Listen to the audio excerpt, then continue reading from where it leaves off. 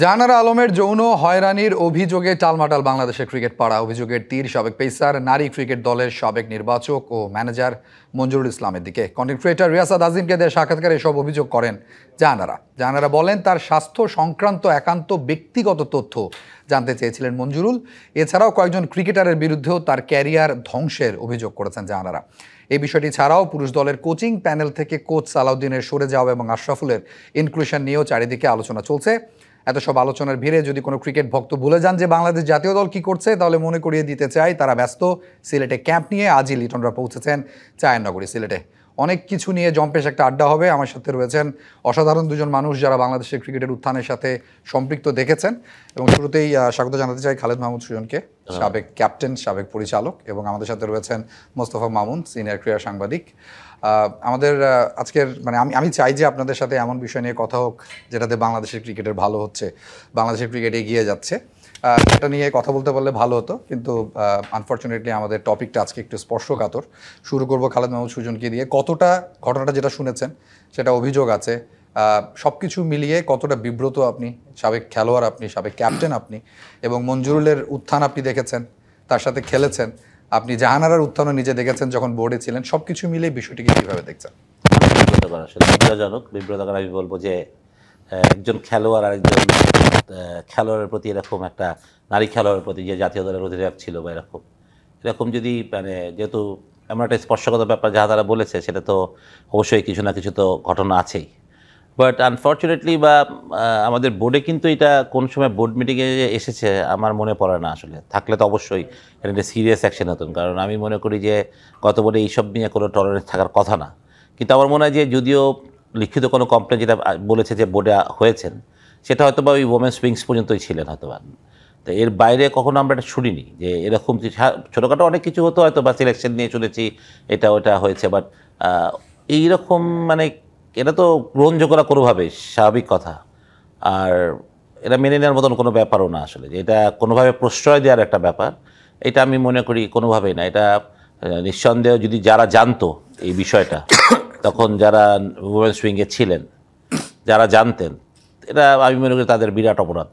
এটাতে কোনোভাবেই তাদের এই অপরাধের শাস্তি, তাদেরও শাস্তি হচ্ছে জেনে যদি এটা অগোচরে রেখে দেয়। কারণ এটা একটা জাতির একটা ব্যাপার, আমাদের ক্রিকেট দলের একটা ব্যাপার, আমাদের ক্রিকেটের ব্যাপার। কারণ বাংলাদেশ ক্রিকেটে এত বছর ইতিহাসে আমি মনে করি এরকম ন্যাক্কারজনক কোনো ঘটনা ঘটেছে অনেক কিছু হয়েছে ক্রিকেট দিয়ে, কারণ হয়েছে। বাট এরকম ন্যাক্কারজনক ঘটনা একজন জাতীয় দলের অধিনায়কের সাথে, যিনি বাংলাদেশকে সার্ভিস দিয়েছেন, তার সাথে এরকম হওয়াটা আসলে খুবই বিব্রতকর। আমাদের খেলোয়াড়দের জন্য অবশ্যই, এবং যেহেতু একজন জাতীয় দলের খেলোয়াড় করেছেন সেটা তো আরও লজ্জা, আমাদের সত্যি কথা আরও বিব্রতকর। সুতরাং এটার তীব্র প্রতিবাদ জানাই আমি ডেফিনেটলি, এবং আশা করি যে এটা একটা সুষ্ঠু তদন্ত হবে, এবং যারা শাস্তি পাওয়ার যোগ্য তার যাতে কঠিন শাস্তি পায়, যাতে এরকম করার সুযোগ বা চেষ্টাও কেউ কোনোদিন না করতে পারে আর কি। এটা একটা দৃষ্টান্তমূলক কিছু হওয়া উচিত আমি মনে করি। জি, মোস্তফা মামুন, আপনি পুরো বিষয়টি তো শুনেছেন, দেখেছেন। শুরুটা হয়েছিল কালের কণ্ঠের একটা প্রতিবেদন থেকে। মাসুদ পারভেজ সেই প্রতিবেদনটি করেছে, আপনার সাথে তিনি দীর্ঘ সময় কাজ করেছেন। প্রতিবেদনটি আপনি পড়েছেন, জাহানারার দীর্ঘ সাক্ষাৎকার সেখানে ছিল। পরবর্তীতে এটার আপডেট, এটা আমরা দেখলাম যে ঘটনা আসলে অনেক দূর গড়িয়েছে। যেটা খালেদ মাহমুদ সুজন বলছিলেন, উনি ওই সময় বোর্ডে ছিলেন। চিঠি দেওয়া হয়েছিল সিইও বরাবর, প্রধান নির্বাহী কর্মকর্তা যিনি ছিলেন, তিনি এখনও আছেন দায়িত্বে, এবং তার কাছে চিঠিটা ছিল। তো আপনার কি মনে হয় আসলে কোথায় যদি এটা ঘটে থাকে, জাহানারা যেটা ক্লেইম করেছেন যে তিনি চিঠি দিয়েছিলেন, বোর্ডকে জানিয়েছিলেন, কোথায় আসলে একটা গরমিল রয়ে গেল? ধন্যবাদ। প্রথমে হচ্ছে যখন আমি শুনলাম, আসলে প্রথমে আপনি যেটা বললেন যে মাসুদ পারভেজের ইন্টারভিউতে দেখলাম, যেটাতে আসলে বর্তমান অধিনায়কের বিরুদ্ধে কমপ্লেন করা হয়েছিল, সেটাও অনেক কঠিন কিছু কথা ছিল, অভিযোগ ছিল। কিন্তু তবু ধরেন যে ওইটা পর্যন্ত ক্রিকেটে এরকম ঘটনা পর্যন্ত হয়, বা যারা রিটায়ার্ড প্লেয়ার, রিটায়ারমেন্টের পর আসলে অনেক রকম কথাবার্তা হয়, কিন্তু তারপরে যেটা দেখলাম ওটা আসলে it was very hard to believe. এবং যে ল্যাঙ্গুয়েজ, সেটাও ধরেন আপনি উচ্চারণ করতে পারেন না, এরকম এত আগলি লেভেলের আসলে অ্যাপ্রোচ জানার জায়গায়। তো আমার যেটা মনে হচ্ছিল, এটা শোনার পর মনে হচ্ছিল এটা কি ঘটতে পারে। এবং knowing Manju for long 25 years, মঞ্জুকে আমরা সবাই চিনি, জানারাকেও চিনি, কিন্তু মঞ্জু তো অনেক পুরনো প্লেয়ার এবং ভালো পড়াশোনা করা, পরে নানান ভূমিকা কাজ করেছে। তো আমি একটু অবাক হয়ে তখন আমার তো মনে হচ্ছে ঠিক আছে, এটা তদন্ত করতে হবে, এটা তো একপাক্ষিক। সব কিছুর বড়, যত বড় অভিযোগ হোক, আপনাকে তো অভিযুক্তকে বক্তব্য নিতে হবে, স্পেস দিতে হবে, তাই তো? কিন্তু আমি অবাক হয়ে দেখলাম যে ক্রীড়াঙ্গনের বিভিন্ন লোকের ফেসবুক স্ট্যাটাস আমি কালকে থেকে দেখছিলাম, তাতে আমি দেখলাম যে সবাই কিন্তু মেনেই নিচ্ছে যে এই ধরনের ঘটনা ঘটেছে। মানে আমি যদি ক্রিকেটারদের, তারা কিন্তু সবাই বলছে যে এটা খুবই দুঃখজনক ঘটনা, এটা তদন্ত, কেউ বলছে না যে এটা সত্য কিনা যাচাই করা। প্রথমে এটা করা হবে না, যেহেতু একজন নারী এই পর্যায়ের অভিযোগ, এটা আসলে সাধারণত এটা মানে কোন লেভেলে গেলে একজন বলে, ফলে এটা আমরা ধরেই নিচ্ছি সত্য। আমি ক্রিকেটের জন্য কথা বলছি এবং তাতে আমি নানান জনের কথাই দেখছি আরও অনেকগুলো ঘটনা, ধরলাম যে এই ঘটনাটা বোর্ড পর্যন্ত আসে নাই কেউ জানে, কিন্তু আরও নানান রকম ঘটনা কিন্তু আমি আমাদের সাংবাদিকদের ফেসবুক স্ট্যাটাসেই ইঙ্গিত পেয়েছি, জেনেছি। পুরুষ দলের মধ্যে আরো অন্যান্য অনেক ক্রিকেটার সম্পর্কেও বলা হচ্ছে, হ্যাঁ, অনেক রকম ইঙ্গিত। তো তখন আমার মনে হলো তাহলে এই ধরনের ঘটনা কি হলো, তাহলে এগুলো আসলে কার্পেটের নিচেই চাপা দেওয়ার একটা ব্যাপার ছিল, হয় কেউ জোর করে চাপা দিয়েছে, অথবা সংস্কৃতিরই এমন ছিল লোকজন জানতো যে আসলে বিচার পাওয়া যাবে না বা এগুলো হবে না। সাধারণত যেটা হয় এই ক্রিকেট বা এই ধরনের খেলায় বা স্পোর্টসে বা যে কোনো জায়গায় যারা ডমিনেন্ট ক্যারেক্টার তারাই কিন্তু এই ঘটনাগুলো করে। সাধারণত যারা দুর্বল থাকে, যার কেরিয়ার প্রশ্নের মুখে, জুনিয়র প্লেয়ার আসছে তার সঙ্গে যদি সিনিয়র প্লেয়ার করে সেটা নিয়ে খুব কথা বলে না, কারণ তার কেরিয়ার আসলে তখন এস্টাবলিশ হয়নি। ওই কারণে সিনিয়র প্লেয়ারদের অভিযোগের কারণে বিচার হোক না হোক তার কেরিয়ার কিন্তু প্রবলেমে পড়তে পারে। ফলে কিন্তু এই জায়গাতে মানে সাধারণত স্পোর্টসে বা কোনো ইনস্টিটিউশনে ডমিনেন্ট লোকজন এটা করে থাকে। এখানে এখন আরেকটা পয়েন্ট দেখেন, যে তদন্ত কমিটিতে যাবে, এর মধ্যে আমি আরেকটা কথা বলে নিই, সেটা হচ্ছে যে আমি একটু অবাক হচ্ছি যে ওই সময় যদি হয়ে থাকে সিও বরাবর যে কথাটা আসছে, সিও তো এখন আছেন বোধহয়, একই সিওই তো, ফলে আসলে তাকে আসলে তার বক্তব্য আসলে জানা উচিত, কারণ এত বড় জিনিসটা আসলে সিও কোনোভাবে এটা তাই না। আচ্ছা, তারপরে হচ্ছে দ্বিতীয় হলো, দেখেন এই যে সুজন ভাইরা যখন বোর্ডে ছিলেন বা পাপন ভাইয়ের বোর্ড, আমি যদি বলি লম্বা সময় প্রায় 10 বছর ছিলেন বাংলাদেশে, তারা কিন্তু অন্য অনেক কিছু করতে পারেন, শাস্তি দেওয়ার বিষয়ে বেশ তৎপর ছিলেন, কিন্তু আপনি কঠোর ছিলেন। আপনি আশরাফুলের বিষয়টা আপনি দেখেন, তখন কিন্তু আশরাফুলের বিষয়ে আমি যদি মনে করি এটা ওই বোর্ড কিন্তু এটা চাপা দেওয়ার চেষ্টা করেনি, ফলে আপনি যেভাবেই বললেন এটাকে ধন্যবাদ দেওয়ার কঠোর শাস্তি। ইভেন সাকিবকে কিন্তু ব্যান করা হয়েছিল, ওইটাও একদম, হ্যাঁ, এয়ারপোর্ট থেকে ফিরে, এবং পুরো জনস্রোত মতের এগেনস্টে গিয়ে। তখন তো বাংলাদেশের 99% লোকে সাকিবের পক্ষে ছিল, এবং পাপন এবং সুজন ভাইরা ভিলেন হয়েছিলেন কিন্তু ওই কারণে, সাকিবের জনপ্রিয়তার এগেনস্টে দাঁড়িয়ে শাস্তি দেওয়ার কারণে। এখন হচ্ছে হাওয়া বদলে গেছে, যাই হোক অন্য কারণে। কিন্তু আমি বলছি যে তার মানে শাস্তি দেওয়া বা ব্যবস্থা নেওয়ার বিষয়ে কিন্তু তারা পিছপা ছিলেন না, ফলে এই বিষয়টা ওই জায়গায় গেল না। এখন যদি দেখা যায় যে অন্যান্য সব বিষয়ে যে বোর্ড অত্যন্ত কঠোর ছিল সেই বোর্ড একটা নারীর অভিযোগ শুনে নেই, তখন তো আসলে অভিযোগটা আরও বড়। তার মানে হচ্ছে নারীর প্রতি আসলে একটা ডিসক্রিমিনেশন ওয়াজ দেয়ার, ঠিক আছে। ফলে এইটা ব্যাপক তদন্ত করা দরকার, পুরো ইনস্টিটিউশন এবং আমাদের ওভারঅল মানে অ্যাটিটিউড, এর মধ্যে পুরুষতান্ত্রিকতা কতটা, সেটাও একটা বোঝার ব্যাপার আছে। যে এই নারীরা তো ধরুন এখানে তো শেষ হয় না, আমাদের নারী ক্রিকেট তো হবে, চলবে ভবিষ্যতে, আরও আমরা চাই আরও বেশি নারী টিম আসুক। এবং দেখেন আমাদের নারী ক্রিকেট, এখন আর হচ্ছে নারী ক্রিকেট আলোচনা, ইন্ডিয়া চ্যাম্পিয়ন হলো, ইট ওয়াজ এ গ্লোরিয়াস উইন। আমাদের নারীরাও কিন্তু খারাপ খেলেনি, যদিও তারা ম্যাচ হেরেছে, কিন্তু ভেরি ক্লোজ ছিল, অল্প প্রস্তুতি কিন্তু খারাপ খেলেনি। সেখানে কিন্তু আমরা আশা করছিলাম যে এটাকে আরও বুস্ট করে হয়তো আর ভালো করবো, সেই সময় একটা জিনিস কিন্তু বিরাট একটা সেটব্যাক। আচ্ছা, তারপরে এখন ক্রিকেট বোর্ড তদন্ত কমিটি করবে, নিশ্চয়ই 15 দিনের মতো তদন্ত কমিটি করেছে। আমার কাছে মনে হচ্ছে এই পার্টিকুলারলি এই ইস্যুর জন্য এটা আসলে ঠিক এইরকম জাস্ট একটা ঢালাও তদন্ত কমিটি করার ইস্যু না। আমার কাছে মনে হচ্ছে এখনও বোধহয় আমরা জিনিসটা গ্রেভিটি বুঝতে পারছি না। এটা কিন্তু ন্যাশনাল এবং ইন্টারন্যাশনালি একটা মানে স্পোর্টস পারসন, মহিলা খেলোয়াড়, সাবেক ক্যাপ্টেন, উনি এরকমভাবে হ্যারাসড হচ্ছেন, এটা কিন্তু অনেক বড় ব্যাপার, এটা গ্লোবাল ইস্যু হয়ে যেতে পারে। ফলে জিনিসটাকে খুব স্ট্রংলি করতে, এবং শুধু ক্রিকেট বোর্ড তদন্ত করেছে এবং 15 দিন আমার কাছে মনে হয় যে খুব আরও টাইট করে আরও স্ট্রং করা উচিত। এবং ক্রিকেট বোর্ড এখন তদন্তের এখানে একটা ব্যাপার তামিম লিখেছেন, যেটা আসলে অনেকে স্টেক হোল্ডার আছেন যারা আসলে অভিযোগকারী বলছেন যে উনি চান না এটা বোর্ড থেকে তদন্ত কমিটি হোক। তামিমের এই বিষয়টা আবার অন্য একটা বিষয় রাখতে পারে, তামিম আমার এই বোর্ডের সঙ্গে তার একটা বিরোধ আছে, প্রত্যেকের আসলে যার যার মধ্যে। যাই হোক, কিন্তু কথা আমি বলছি যেটা, যে স্টেক হোল্ডাররা কিন্তু আছেন, মানে কি বলা যায়, মঞ্জুর পরিচিত, কেউ জাহানারা পরিচিত, এরকম লোকজনই তো সবাই। ফলে আসলে এখানে ফলে তদন্তে আমার কাছে মনে হয় বাইরে থেকে লোক নেওয়া উচিত। এবং আমাদের নারী নির্যাতনগুলোর ক্ষেত্রে হাইকোর্টের রায় আছে, প্রতিষ্ঠায় থাকতে হবে। বাইরের মানে যারা এইসব নারীর প্রতি আচরণ দিয়ে যারা কাজ করে, এই সেন্সিটিভ নিয়ে কাজ করে, সেরকম একজন এক্সপার্টকে নেওয়া হতে পারে, নেওয়া যেতে পারে। আবার ধরেন আমি দেখলাম যে ক্রীড়া উপদেষ্টাও হুঁশিয়ারি করেছেন। এখন নিশ্চয়ই ক্রীড়া উপদেষ্টা বা ক্রীড়া মন্ত্রণালয় তো আসলে ক্রিকেট বোর্ডের অভিভাবক, তারাও আসলে দেখতে পারে। কিন্তু প্রথমে ক্রিকেট বোর্ড করুক, ক্রিকেট বোর্ডে আমি যথাসাধ্য ইন্ডিপেন্ডেন্ট লোককে ইনভলভ করা উচিত। আর ক্রীড়া মন্ত্রণালয় গেলে ওইটা আবার আরেক ধরনের, ক্রীড়া মন্ত্রণালয় যখন ক্রিকেট বোর্ডে হাত বাড়ায় তখন আবার কি হয় সেটা আমরা নির্বাচনে দেখেছি। ফলে আমার কাছে মনে হয় যে পুরো জিনিসটা এখন আবার সবাই তার মতো খেলা শুরু করে। বাংলাদেশে এক অদ্ভুত জিনিস, এত বড় একটা ইস্যু, কিন্তু আপনি দেখবেন যে সেখানেও কিন্তু নানান কিছু চলবে দেখানোর। বাট আমার বটম লাইন হচ্ছে যে জিনিসটা খুব স্ট্রংলি দেখা উচিত, এবং একই সঙ্গে আমি বলি যে বিচার যেন হয়। আমরা কিন্তু এখনও কিন্তু আমরা যে অভিযুক্ত তার বক্তব্য কিন্তু আমার নিতে হবে, তার কিন্তু 100% রাইট আছে যে কোনো ক্ষেত্রেই। কারণ আমরা কিন্তু ধরেন যে কোনো জায়গায় অভিযোগ উঠলে আমাদের এই বাংলাদেশের সব কিছু প্রবলেম হচ্ছে পপুলিজম, এবং এখন ফেসবুক হওয়ার কারণে আমি মানুষ কী চায়, সাধারণ মানুষ কী চায় আমরা বুঝতে পারি না যে ফেসবুকে যারা অ্যাক্টিভ থাকে তারাই বাংলাদেশ না, বা ধরেন ফেসবুকের মতামতটাই আলটিমেট মতামত না, আইন হচ্ছে তারও উপরে, আইনকে প্রয়োগ করতে হয় অত্যন্ত নৈর্ব্যক্তিকভাবে। কিন্তু মুশকিলটা হচ্ছে এই ফেসবুকের হাওয়া, জনস্রোতের হাওয়া, পপুলিজমের হাওয়ায় না আমরা এইসব কথা ভুলে যাই। এটা এই ক্রিকেট বোর্ডে বলে দিলাম, এই রাষ্ট্রীয় ক্ষেত্রে আমরা দেখতে পাই। তো আমার কাছে মনে হচ্ছে এরকম বিষয়ে বিচার হতে হবে, পারফেক্ট বিচার হতে হবে, নিরপেক্ষ নিউট্রাল লোক নিতে হবে, এবং আবেগের ঊর্ধ্বে উঠে বিচার করতে হবে, এবং যদি প্রমাণিত হয় কঠোর শাস্তি দিতে হবে। মানে এটা কিন্তু বিচারটা কিন্তু হইতে হবে। জি, আমরা ফিরবো আপনাদের দুজনের কাছে। আমরা ছোট্ট একটা ব্রেক নেবো খেলার আড্ডায়, কিছুক্ষণের মধ্যে ফিরে আসি। অনেক কথা রয়েছে এখনো। স্বাগত খেলার আড্ডায়, সাথে রয়েছে আমি তাই বনত। স্টুডিওতে আছেন বিসিবির সাবেক পরিচালক, সাবেক ক্যাপ্টেন খালেদ মাহমুদ সুজন এবং ক্রীড়া সাংবাদিক মোস্তফা মামুন। খালেদ মাহমুদ সুজন, আপনার কাছে আসতে চাই। অনেক যে বিষয়গুলো ঘটেছে সব কিছুই মোস্তফা মামুন মোটামুটি আলোকপাত করেছেন। সরকারের পক্ষ থেকে বলা হয়েছে চাইলে এটা কেস হতে পারে এবং এটা তদন্তর ক্ষেত্রেও হয়তো সরকার সহায়তা করবে। তামিম ইকবাল একটা স্টেটমেন্ট দিয়েছেন যে বিসিবির থেকে তদন্তটা না হয়ে যেন জাতীয় ক্রীড়া পরিষদ এটাকে হ্যান্ডেল করে। সব কিছু মিলে এই নতুন যে বিষয়গুলো আসছে, এটাকে আপনি এই পুরো ঘটনার সাথে কিভাবে দেখছেন? না, আমি বলি মামুন ভাই আসলে অনেক সুন্দরভাবে ক্লিয়ার করছেন জিনিসটা। সুষ্ঠু বিচার হোক, সবচেয়ে বড় কথা হলো কে করবে তা করবে, দ্যাটস ইম্যাটেরিয়াল। সুষ্ঠু বিচার হোক, যাকে দিয়ে বিচারটা সুষ্ঠু হবে সেটাই হোক, যাতে কেউ বায়াস না হয়। কারণ এটা একটা খুবই স্পর্শকাতর ইস্যু, যেটা বলছি সারা ওয়ার্ল্ড ওয়াইড আমাদের বাংলাদেশ ক্রিকেটের একটা ইজ্জত সম্মানের ব্যাপার, সেটা যাতে সুষ্ঠু একটা বিচার হয়।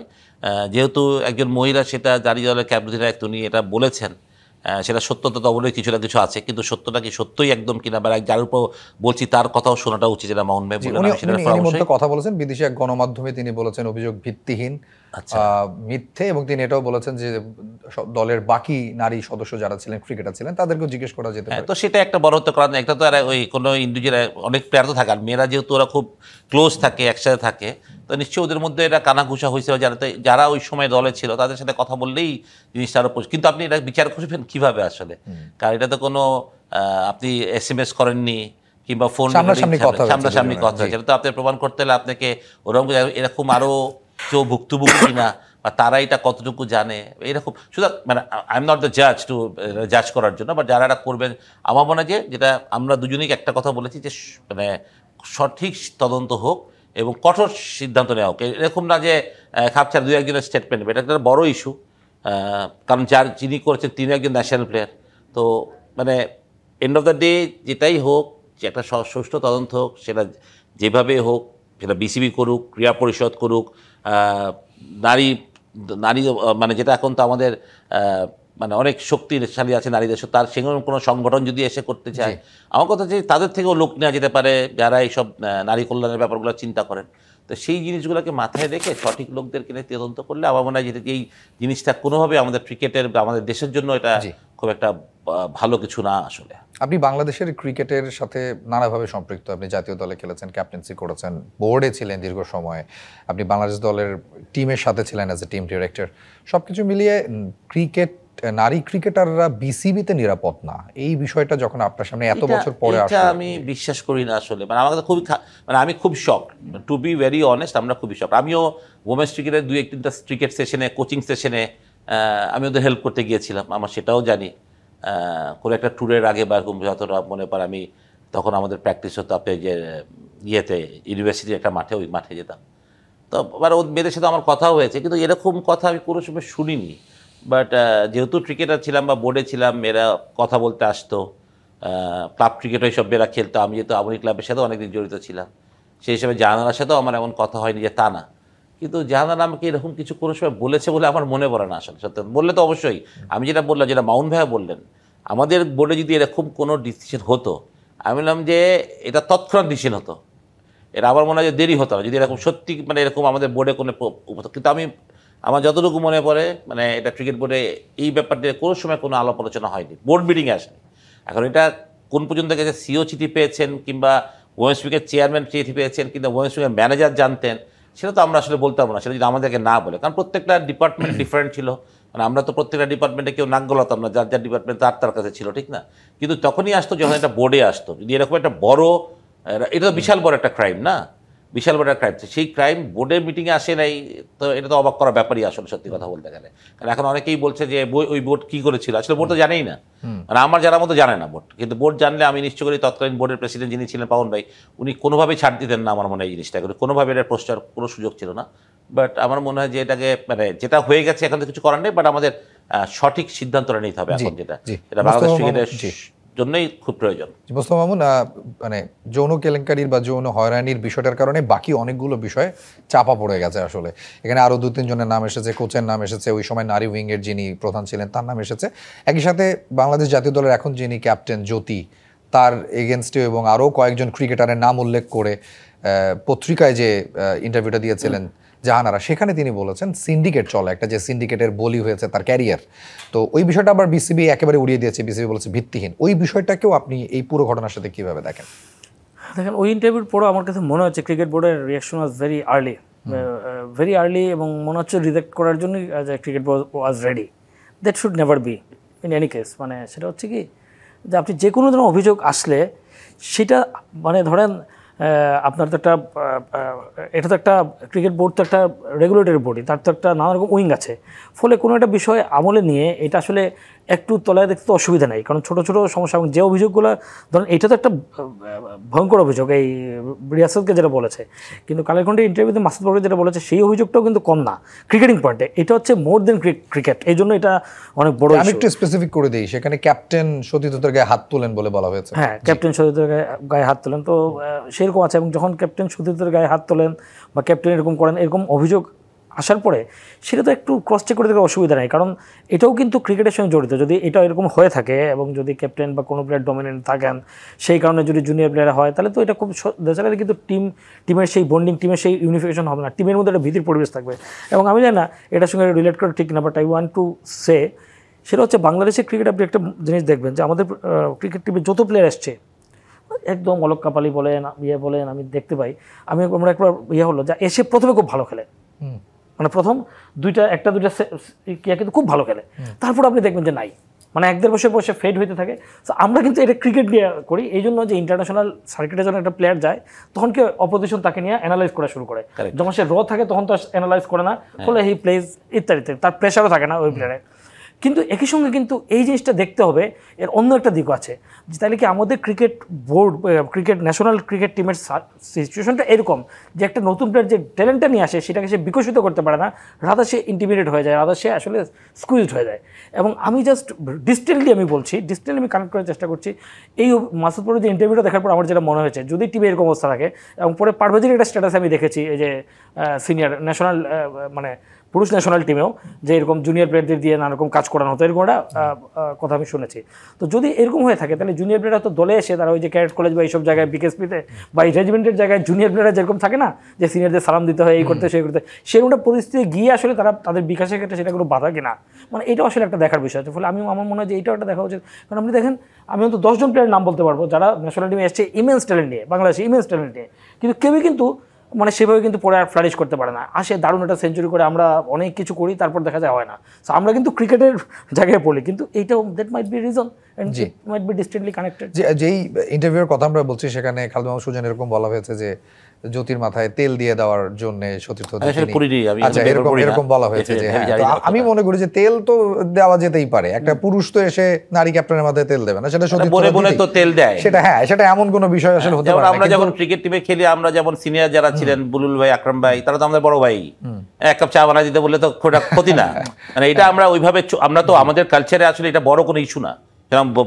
একটা দুটা নারী ক্রিকেটার মানে দুইটা বোন, তো এখন বড় বোন তো ছোট মাথায় লাগাইতে পারে, ছোট বোন বড় বোনের মাথায় লাগাতে পারে, এটা আমার মনে হয় না বড় ইস্যু। কিন্তু এই বিষয়টাতে যেটা বলা হয়েছে যে তিনি ব্যাগ টানাতেন, কিট টানাতেন জুনিয়রদের দিয়ে, জুনিয়ররা তাকে ভয় পেত, কথা না শুনলে তিনি চড় থাপ্পড় দিতেন। এই বিষয়টা তো নিশ্চয়ই খুবই অফেন্সিভ একটা বাট আমি জানি না এটা কতটা সত্য মিথ্যা, বাট এটা তো কারেন্ট প্লেয়ারদের সাথেই তার মানে করছে, তো কারেন্ট প্লেয়ার তো সবাই দেশেই আছে, তাদেরকে ডেকে একটা তদন্ত করলে নিলেই এই জিনিসটা প্রমাণ হয়ে যায়।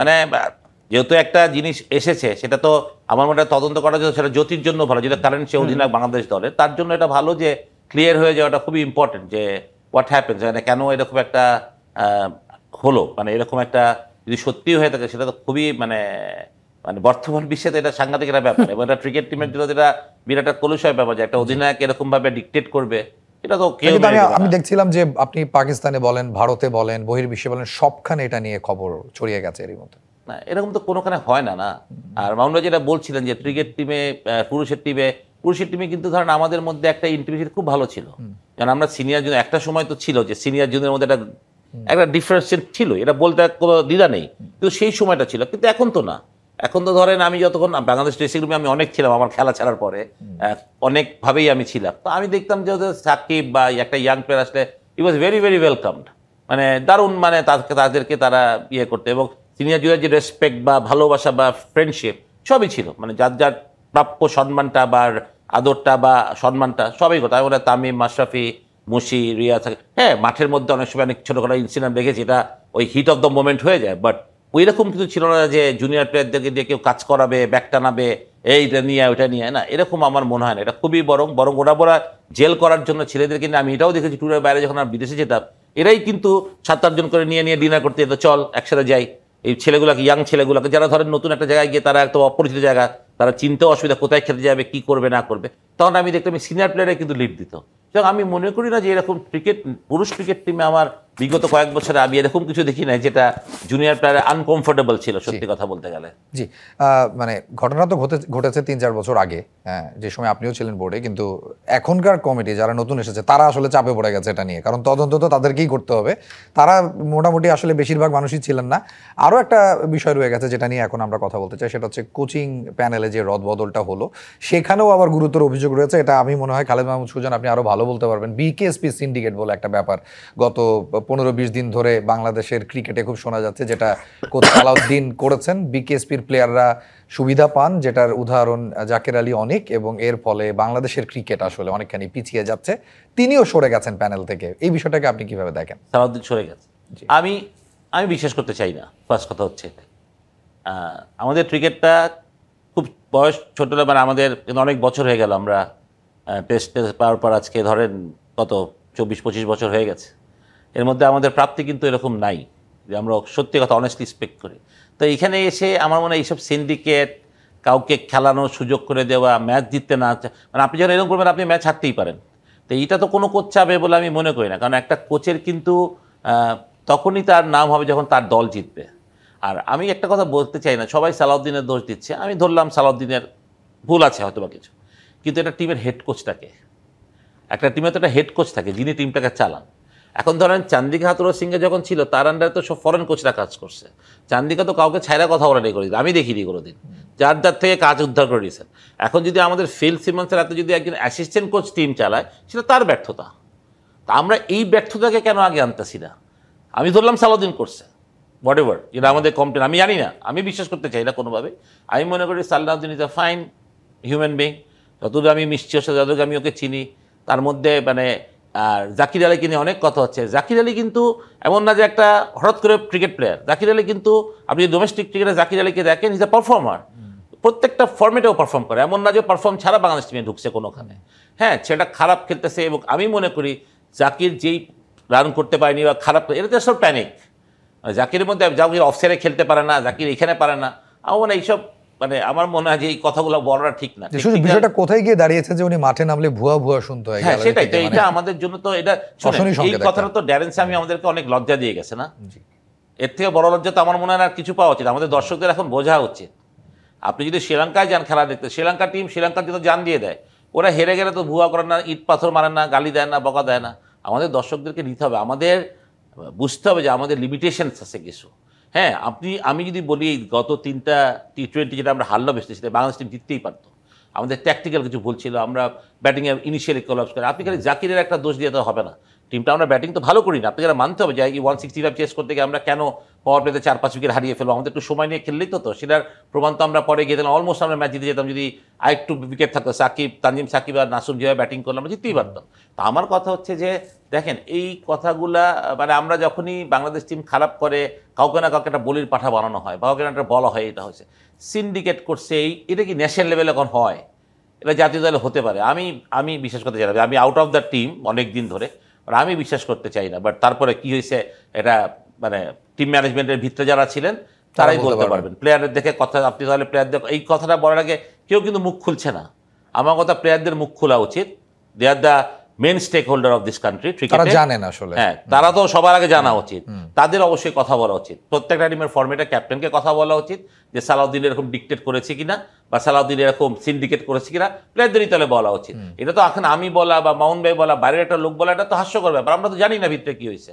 তো এটা যদি সত্যি হয়ে থাকে সেটা প্লেয়াররা কেন বলে না? ওরা তো মেন স্টেক হোল্ডার, আমরা তো মেন স্টেক হোল্ডার না। তারা মেন, তাদের কথা বলা উচিত, তাদের কোচ, তারা তাকে পছন্দ করে, তার বলা উচিত তাহলে তাদেরকে কি হয়েছে ঘটনা আসলে, কেন এরকম হচ্ছে। আর আমার কথা হচ্ছে, আমি একটা ব্যাপারে বলতে চাই, আমরা সবসময় জায়গা থেকে বের হয়ে যাই যে আমাদের হেড কোচের দায়িত্বটা কি আসলে। আমাদের ব্যাটিং দেখবে সালাউদ্দিন, লেগ স্পিন দেখবে মুশতাক, ফাস্ট বোলিং দেখবে শন টেইট, ট্রেনার আছে, ফিজিও আছে। হ্যাঁ, তাহলে আমাদের হেড কোচের কাজটা কি? সেই যখন টিমের প্ল্যানিং দেওয়া, তো টিমের প্ল্যানিংটাও শুনি যে সুপার ওভারে ব্যাটিং করতে যাবে, এটা কি সালাউদ্দিন, কেন তোর হেড কোচ কী করছিল? তো তার দায়িত্বটা কোথায় আসলে? এই প্রশ্নটা কেন আমরা কেউ করি না বলি আমি বুঝি না। আমরা কাউকে কি বাঁচাতে চাই, কাউকে মানে মানে দোষী করতে চাচ্ছি। আমার এই সংস্কৃতিটাই আমাদের ভালো। জি, কালেম সুজন বলছিলেন যে বলির পাঠা হতে পারেন সালাউদ্দিন, কিন্তু আশরাফুলের ব্যাটিং কোচ হিসেবে ইনক্লুশনের ঠিক দুদিন পরেই যখন তিনি পদটা ছেড়ে দিলেন, কোথাও না কোথাও তো আসলে একটা যোগসূত্র রয়েছে। এই বিষয়টা আপনার চোখে আসলে কিরকম? আচ্ছা, প্রথম সালাউদ্দিন তো ছিল সহকারী কোচ, মানে সিনিয়র সহকারী, তাকে আসলে সম্মান দেওয়ার জন্য সিনিয়র সহকারী কোচ, মানে আরো তো সহকারী, বাকিরা তো specific coach, batting coach, bowling coach, মানে এটা অনার দেওয়ার জন্য সিনিয়র। এমন না যে 5 জন সহকারী কোচ তার মধ্যে একজন সিনিয়র।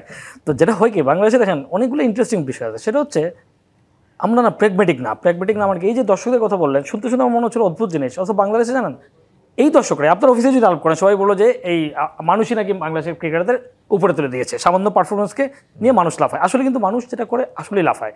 আমরা যে কোনো পারফরমেন্সে অল্প মনে করি যে জাকির আলী এই যে ভুয়া একটা 50 করুক, একটা 100 করুক, আপনি দেখবেন যে এই লোকজনই তার পেছনে দৌড়াবে। This is the life. এবং এটা শুধু বাংলাদেশ না, বাংলাদেশে শুধু ক্রিকেট না, বাংলাদেশের সব ক্ষেত্রে তাই। বাংলাদেশের প্রত্যেকের ক্ষেত্রে দেখবেন যে ইস্যুতে মানুষ এই দিকে মত দিচ্ছে, এইদিকে মত দিচ্ছে। প্রবলেম সেটা না, মানুষের মত এরকম থাকবে। এইভাবেই বাংলাদেশ 50 বছরে চলছে, বা পৃথিবীর আরও অনেক দেশে এরকম। ফার্স্ট ওয়ার্ল্ডের খুবই সফিস্টিকেটেড সোসাইটি ছাড়া যারা অনেক ধরনের ধরেন ডেমোক্রেসি, অনেক ধরনের নর্মসে প্র্যাকটিস করেছে, তাদের বাইরে আমাদের উপমহাদেশে এটাই আমাদের বিউটি, এটাই আমাদের দুর্বলতা। এখন আমরা যেটা করি মানুষ এরকম করবে, কিন্তু আপনি আমাদের যারা কর্তা ব্যক্তিরা তারাও কিন্তু ওই মানুষের এই মতামত দ্বারা প্রভাবিত হন। কীভাবে প্রভাবিত হন? যেমন ধরুন সালাউদ্দিন কিন্তু ভেরি হাই রেটেড কোচ বাংলাদেশে। এই হাই রেটেড কে বানিয়েছে? তার কিছু পারফরমেন্স আছে, কিন্তু সেটাও কিন্তু প্র্যাকটিক্যালি দেখা হয় নাই। সেটাও কিন্তু মোটামুটি ধরেন যে এটাও মনে করেন যে এই আবেগই বানিয়েছে, যে বিদেশি কোচটা পারে না, বিদেশে আমাদের দেশি কোচ আছে, বুলুলই বিদেশে ছিল, ওইখান থেকে তাকে নিয়ে এসে বাংলাদেশে এই বানাইতে হবে। এই যে শুনতে শুনতে মনে করেন ওনারাও বোর্ডে থাকতে অনেক শুনেছেন, অমুক বাংলাদেশে এই করেছে, সঙ্গে সঙ্গে কিন্তু আমরা লাফিয়ে পড়ি। দেখেন সালাউদ্দিন ভালো করেছে, বিপিএলে ভালো করেছে, এবং কোচ হিসাবে যেটা হয়েছে সালাউদ্দিনের একটা প্লাস পয়েন্ট হচ্ছে কি, সালাউদ্দিন কিন্তু as a player, Salauddin not, তার ইনজুরি ছিল, অত বড় প্লেয়ার ছিল না। আমাদের দেশে কিছু মাইন্ডসেট কাজ করে, যেমন সুজন ভাইরা বা এই লেভেলের প্লেয়ার ছিল না, বা পোটেন্সিয়াল ছিল কিন্তু পরে সে খেলতে পারেনি। কিন্তু যখন কোচ হলো তখন মানুষ করে কি, এটা আমাদের দেশে একটা অদ্ভুত ধারণা হয় যে সে প্লেয়ার যত ছিল কোচ হিসেবে তার চেয়ে অনেক বেটার সে মাইলেজ পেয়েছে, বেটার পারফর্ম করেছে, ফলে মনে হচ্ছে আরে এ তো দারুণ কোচ, প্লেয়ার তেমন ছিল না কিন্তু এত বড়, তার মানে বিরাট কোচ। এই যে একটা মানে অদ্ভুত পারসেপশন। এখন তার ফলে সালাউদ্দিনকে যখন বাইরে ছিল মোটামুটি বাংলাদেশে, এবং ফারুকবার বোর্ডে বোধহয় এটা করেছিল না, সালাউদ্দিনকে সিনিয়র সহকারী কোচ করা, আগেও কিন্তু করা হয়েছিল, সেটা আগেও ফিল্ডিং কোচ 2006 থেকে 2010 হ্যাঁ এরকম ছিল। তো তারপরে যেটা হচ্ছে মোটামুটি ওই যে পপুলিজমের কারণে ওই বোর্ড এসেই আসলে যে বিরাট কিছু। এবং দেখেন সোহেন ভাই যেটা বললেন, হেড কোচ তো সিমন্স, এবং ওই বোর্ড কিন্তু খুব দ্রুত গতিতে হাতুরু সিংকে সরানো, সেই সরানোর পিছনে কিন্তু যত ধরনের ক্রিকেট ছিল তার চেয়ে বেশি আসলে ব্যক্তিগত অনুরাগ, বিরাগ ইত্যাদি ছিল বলে আমাদের কাছে মনে হয়েছে ঘটনা পরম্পরায়। আচ্ছা, তারপরে কি হলো? সিমন্স। তারপরে দেখা গেলো সিমন্স থাকা অবস্থায় আরেকজনকে সিনিয়র সহকারী কোচ করা হচ্ছে, ফলে হয়তো সিচুয়েশনগত কারণে সে এমন ক্ষমতা পেয়েছে যে হেড কোচ মোটামুটি বসেই থাকছেন। যদি তাই হয়ে থাকে তাহলে হেড কোচের দরকার কি? তাহলে তো সালাউদ্দিনকে বানিয়ে দেওয়া, সবাই চালাতে পারে। আচ্ছা, আর আরেকটা জিনিস হচ্ছে এই কোচের ক্ষেত্রে আমাদের আরও অনেকগুলো বিয়ের জায়গা আছে। দেখেন সালাউদ্দিন আমি যেটা মনে করি, he is good coach as a overall planner, মানে ইন্ডিভিজুয়ালি ক্ষেত্রে ইন্ডিভিজুয়াল কোচ হতে হলে কী হয়, সে স্কিলফুল হতে হয়। লাইক বোলিং কোচকে কিন্তু আমরা বোলিংয়ে খুবই স্কিলফুল হতে হবে। ব্যাটিং কোচ তাকে আসলে সেই স্কিলফুল হতে হবে, মানে স্কিলফুল বা স্কিল সম্পর্কে ধারণা থাকতে হবে। কিন্তু যে হেড কোচ জিনিসটাকে, এটা কিন্তু মোর টেকনিক্যাল পজিশন। এটা কিন্তু টেকনিক্যাল পজিশন না, এটা হচ্ছে সে ধরেন অ্যানালাইজ করবে, প্ল্যান করবে, ভিডিওর সঙ্গে করবে, সেটা কিন্তু একটা অ্যাভারেজ লোক। এই জন্য ক্রিকেটে যে অনেক অ্যাভারেজটা বড় প্লেয়ার কোচ হয়ে যাচ্ছে, বা না খেলা জন বুকানের মতো লোকজন বিরাট কোচ হয়ে গেল না, সেই অর্থে না খেলা। বা ফুটবলে আমরা যদি দেখি মরিনহো কোন লেভেলে খেলেছে, মূলত এই হচ্ছে হেড কোচের কাজ। আর যারা অন্য জায়গায় কোচ তাদেরগুলো স্পেশালাইজড হতে হবে।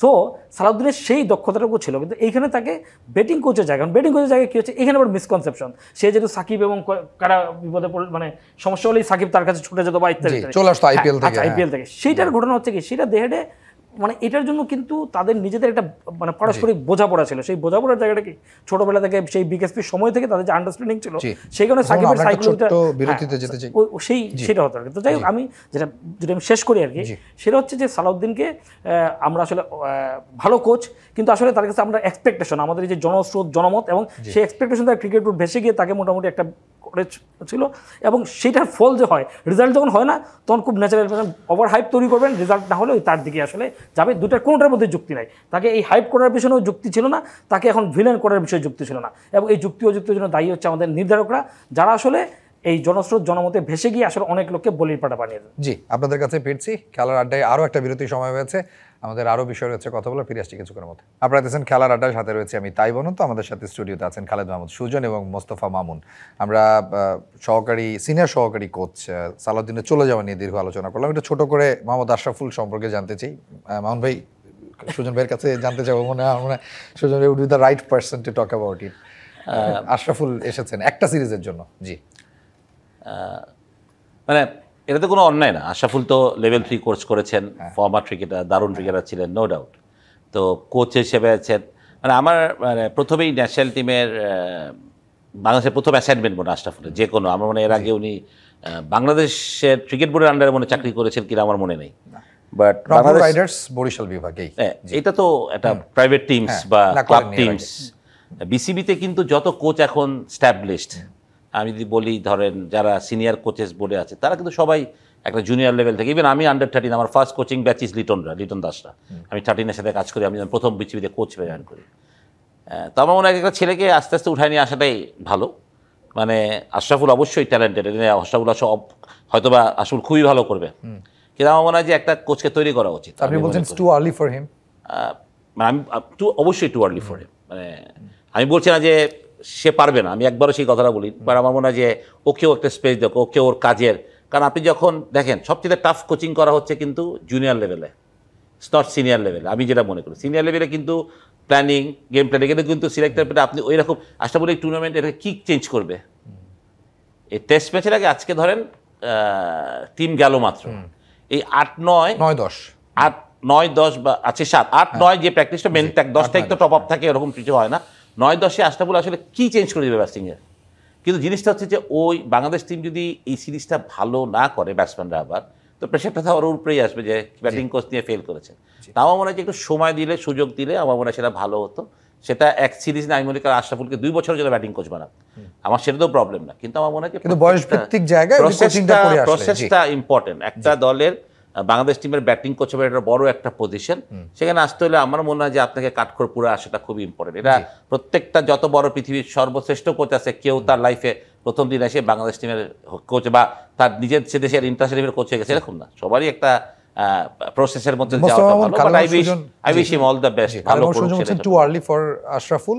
1 মিনিট একটু শুনতে চাইবো আপনার কাছ থেকে। প্রথম শুনবে যেটা বললো সেই প্রসেস চিন্তাগুলো অবশ্যই আসলে টু আর্লি, কিন্তু আমি মনে করি বাংলাদেশের কিছু কিছু জায়গায় একটু ডিফারেন্টলি চিন্তা এবং চেষ্টা করা উচিত। এবং আমার কাছে মনে হয় যে আশরাফুল যেহেতু ধরেন যে ব্যাটিং ওয়াইজ আমি মনে করি বাংলাদেশের হিস্ট্রি সেরা batsman as far as technique এবং এবিলিটি কনসার্ন। তো আমার মনে হয় যে যদি এটা দুইভাবে কাজ করতে পারে, প্রথম হচ্ছে একটা ইন্সপিরেশনাল বিষয় হতে পারে, এবং আরেকটা জিনিস আছে আশরাফুলের কিন্তু খুব ইন্টারেস্টিং কথাবার্তা যেমনই হোক, আমার একটা জিনিস মনে হয় যে আশরাফুলের ইনসাইট খুব ভালো। মানে আমি আশরাফুলের সঙ্গে ক্রিকেট নিয়ে কথা বলতে দেখেছি, অ্যাপারেন্টলি যেরকম মনে হয় খুবই ইনসাইট খুব ভালো। সো লেটস সি, আমার কাছে মনে হয় যে আমরা দেখি, সুন্দর যেটা বলে দেখি। তবে আমি এই বিষয়ে একমত যে আসলে প্রসেসের মধ্য দিয়ে আসলে সেটা ভালো হয়, সব ক্ষেত্রের জন্যই ভালো, সবার জন্যই ভালো হয়। একজনের ভেবে আসলে বাকিদের মধ্যে হতাশা তৈরি হয়, নানাভাবে আসার চেষ্টা করবে। বাট স্টিল আমি ভেরি কিউরিয়াস টু সি আসলে। জি, আমাদের হাতে 4 মিনিট সময় আছে। বিপিএল ফিক্সিং নিয়ে আসলে কথা না বললেই না। 900 পৃষ্ঠার প্রতিবেদন, যেখানে অনেকের নাম আছে কিন্তু নাম প্রকাশ করতে চায় না ক্রিকেট বোর্ড। যাদের নামে অভিযোগ রয়েছে তারা খেলবেন বিপিএল যেটা আপকামিং, সেখানেও আবার 5টা দল চূড়ান্ত হয়ে গেছে। খালেদ মাহমুদ সুজন 2 মিনিট যদি একটু বলেন। খুবই মানে একটা আমি জানি না কেন তারা বলতে যাচ্ছেন না, বা ওখানে যেমন শুনলাম এনে কোচ আছে, ক্যাপ্টেন আছে, ম্যানেজার আছে, এ আছে, ও আর সাংবাদিক আছে, প্লেয়াররা আছে। তো আপনি তো বলতে হবে ভাই, নয়তো আপনি যদি না বলেন তাহলে কিভাবে হবে? তাহলে কেনই তদন্ত প্রতিবেদন? তাহলে তো তদন্ত করার দরকার কি? আজ আমাদের যে ইন্টারভিউ হলো, ডাকা হলো, এত আমরা বললাম, কেন বললাম তাহলে? যদি সেটা যে কে হোক, সেটা যদি আমি হই, আমার নামও আসা উচিত। আমার কথা হচ্ছে যে এই নামগুলো আসাটা খুবই জরুরি, বাংলাদেশ ক্রিকেটের জন্য জরুরি, যে আমরা আসলে কি হচ্ছে এটাতে।